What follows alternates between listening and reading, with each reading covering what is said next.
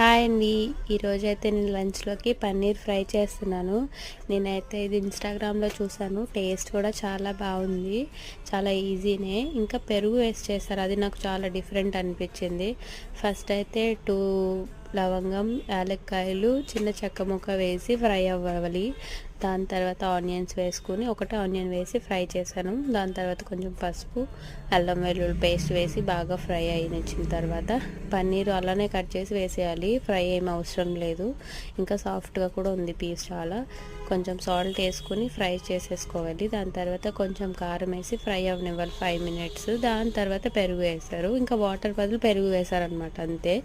అది బాగా ఫ్రై అయిపోయిన తర్వాత లాస్ట్లో కొత్తిమీర వేసుకుని క్లోజ్ చేసుకోవడమే. టేస్ట్ అయితే చాలా బాగుంది. ఫ్రైలా కూడా అనిపించింది. ఇది రోటీలోకి ఇంకా పుల్కాలోకి టేస్ట్ చాలా బాగుంటుంది. నాకైతే చాలా బాగా నచ్చింది. ప్లీజ్ మీరైతే లైక్ చేయండి.